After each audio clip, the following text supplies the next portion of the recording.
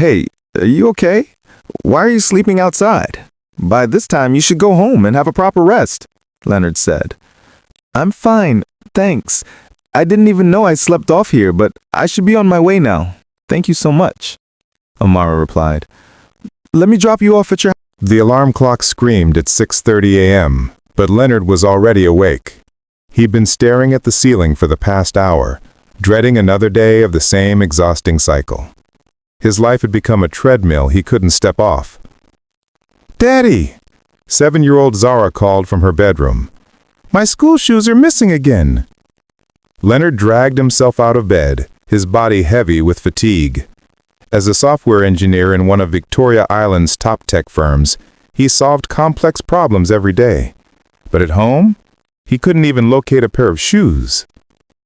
He found them under the dining table, caked with mud from last week. When had he last cleaned them? He couldn't remember. Everything blurred together now. The unmade beds, the pile of dishes, the laundry that seemed to multiply overnight. "Zara, where are your sandals today?" he said, trying to sound cheerful. "We'll clean these tonight." But Zara's face crumpled.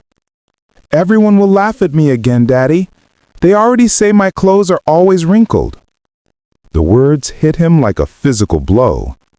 He was failing the one person who mattered most. It had been 18 months since Stephanie walked out.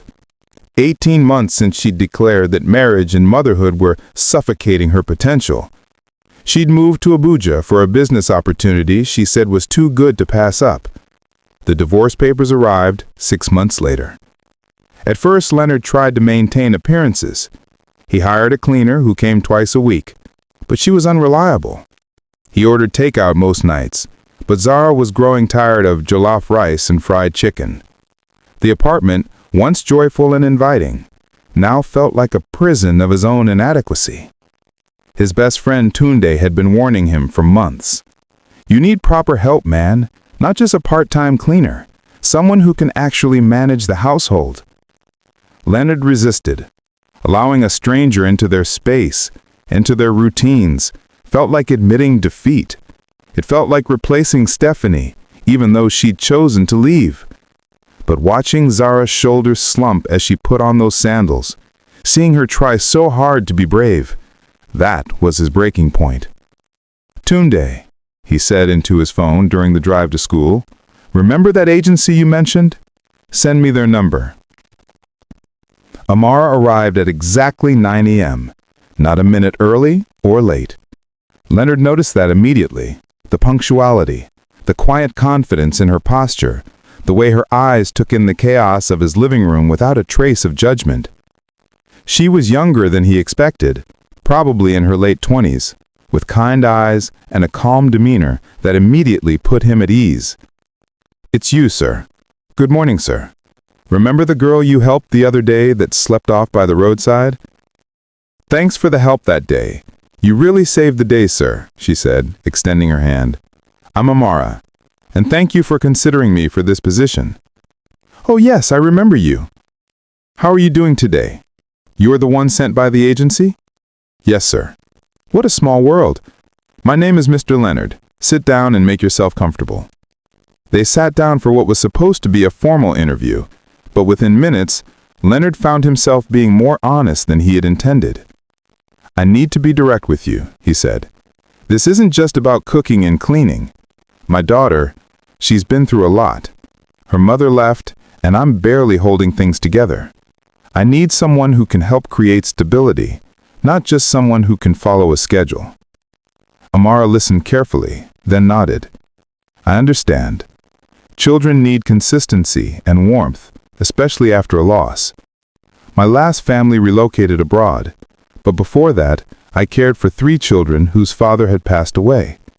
I know what it means to help a family heal." Something in her voice, a gentle strength, made Leonard's decision instant. "Can you start tomorrow?" Yes, sir. Thank you for hiring me." The transformation was subtle at first. Amara arrived before Zara woke up and had breakfast ready, actual breakfast, not just cereal or bread. She braided Zara's hair in beautiful patterns that made the little girl beam with pride. The apartment began to smell like a home again. Fresh laundry, simmering stews, the faint scent of the flowers Amara placed on the dining table. But more than the practical changes, it was the emotional shift that stunned Leonard. Zara, who had been withdrawn and quiet for months, started laughing again. He'd come home to find them doing homework together, Amara patiently explaining fractions with small stones and bottle caps. One evening, he walked in to hear singing from the kitchen. Zara and Amara were making chin-chin together, flour dusting their hands, both giggling at some private joke. Leonard stood in the doorway, unnoticed, and felt something crack open in his chest. This is what he'd been trying so desperately to create on his own. This feeling of lightness, of normalcy, of joy. "Daddy!" Zara spotted him and ran over, flour-covered hands and all. "Amara is teaching me how to cook. Can we make dinner together every Friday?" "Of course, princess," he said with his voice thick with emotion. That night, after Zara was asleep, he found Amara tidying up the kitchen. "Thank you," he said simply, "for everything." She smiled. "It's my job." "No," he said firmly. "It's more than that. You've brought life back into this house."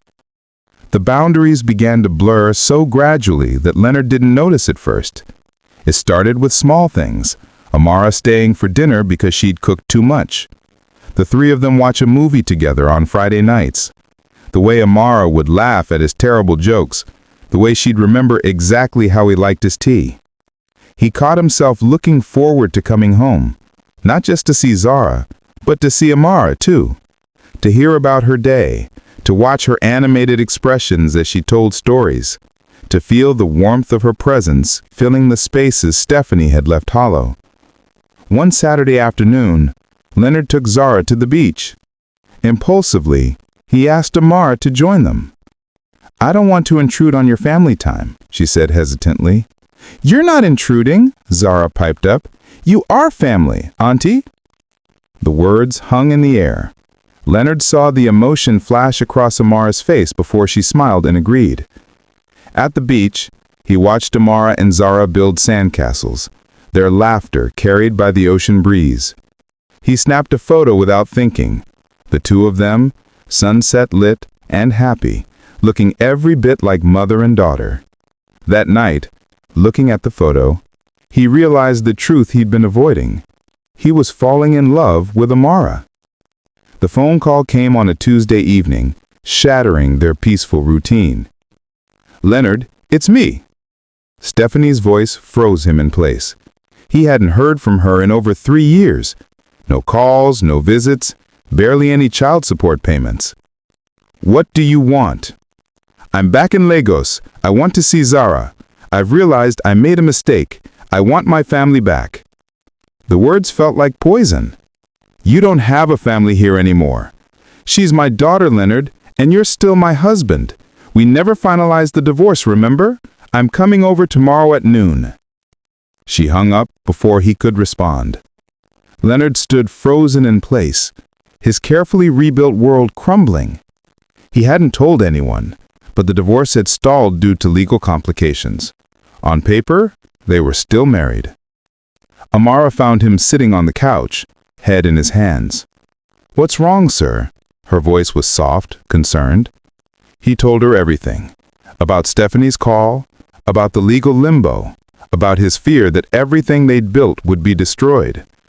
"She'll want you to leave," he said, finally looking at her. "She'll say you're inappropriate, that she's the mother, that—" "Then I'll leave," Amara said quietly. "What? No! If that's what's best for Zara, I'll leave. I won't be the reason for more chaos in her life. But you're the reason there's peace in her life." Leonard stood up, his frustration boiling over. "Don't you see that? Zara is happy because of you. This house is a home because of you. He stopped himself, but Amara's eyes were wide, understanding flooding her features. "What do you?" she whispered. "I love you," he said, the words tumbling out, I didn't mean for it to happen, but I do. I love you, Amara, and I can't imagine our lives without you." Tears streamed down her face. "I love you too, but sir, she's Zara's mother. What if—" "Let me handle this," he said, taking her hands. "Just promise me you won't leave. Not yet. Give me a chance to fix this." Stephanie arrived wearing designer clothes and expensive perfume, looking like she'd stepped out of a magazine. She barely glanced around the apartment before her eyes landed on Amara, who was quietly preparing lunch in the kitchen. "You must be the help," Stephanie said dismissively. "Thank you for standing in for me, for taking care of my daughter, but you can leave now because I am back and your services are no longer needed. We need family time, so go inside and pack your things and leave." Zara, who was doing homework at the dining table, looked up. Her face went pale when she saw her mother. "Mommy?" she whispered. Stephanie rushed over with theatrical emotion. "My baby! I've missed you so much!" But Zara didn't run to her. She sat frozen, looking between her mother and Amara with confusion and fear. Leonard stepped forward. "Hey, baby! I have missed you and my daughter so much," Stephanie said, hugging her husband. "Stephanie, we need to talk. Privately," Leonard said, dragging her to their bedroom, leaving an awkward silence in the living room. "What are you doing here? I thought you said you were done with this marriage, that I should move on with my life. Then what did you come here to do?" "I've changed, Leonard," Stephanie started immediately. "The business failed. I realized what really matters, you and Zara. We can start over. We can be a family again." "You left us," Leonard said, his voice controlled but firm. "You abandoned your daughter for 3 years. You didn't call, you didn't visit, and now you want to walk back in and pretend nothing happened?" "I'm sorry, I made a mistake, baby." "You made a choice, and we've moved on." Stephanie's eyes narrowed. "Wait, is all this because of the maid? Are you serious? You're choosing hired help over your wife?" "You're not my wife, not in any way that matters. And Amara isn't hired help. She's the woman who saved us when you left us drowning. I'm Zara's mother. Biology isn't enough, Stephanie. You have to show up, you have to be there. Amara has been more of a mother to Zara in 2 years than you were in the 3 years before you left." The argument escalated, voices rising, until they heard a small sound from the doorway. Zara stood there, tears streaming down her face. Behind her, Amara hovered protectively. "I don't want you to fight," Zara sobbed. I just want—" She ran to Amara, burying her face in her dress. The gesture said everything. It was a choice made not from spite or confusion, but from trust and love built over countless moments. Stephanie stared at them, shock and hurt warring on her face. "Zara, I'm your mother." Zara looked up, her young face showing wisdom beyond her years. "You left me without looking back. You abandoned me for 3 years. You never called. We tried, Mummy. We tried to survive, but it was hell until Aunt Amara came and changed everything. So she stays. You can go back to where you coming because I know you will still leave us someday." "No, my baby. Mummy loves you so much," Stephanie said with tears streaming down her face. "I promise to do better for my baby. Mummy promises never to go again. Please forgive me and beg Daddy to do so too." "And what are you doing here?" She turned to Amara, who was standing behind Zara. "This is a family gathering. No one invited you here. Get out of here and get out of my house." "No, Mummy, you leave," little Zara said and ran to her room. Amara went after her immediately. Leonard turned to Stephanie. "You heard her. Leave," he thundered. "But baby, we can start over again. I promise to do better. Please don't throw me out. I still love you and our daughter. I'm still your wife and the mother of our daughter. Don't separate me from my daughter." Stephanie was screaming as Leonard dragged her out of the house and threw her luggage outside. "Now leave and don't come back here again. You will hear from my lawyer." Zara, baby, please forgive me. Mummy loves you. I'm still your mother, baby. Please forgive me, Zara." The legal battle took 3 months.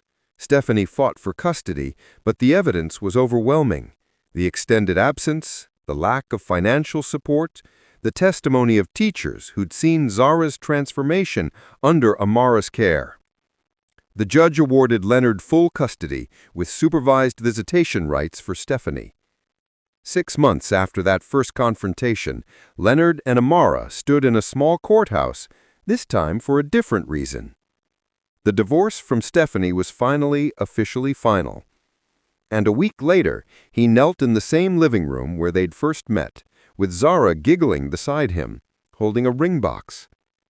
"Amara," he said, his voice shaking with emotion, "you came into our lives as help, but you became our everything. You taught me what family really means. Will you marry me?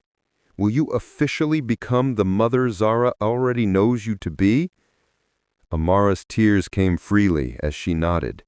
"Yes, 1,000 times yes." Zara squealed and threw her arms around both of them, creating a tangle of hugs and happy tears.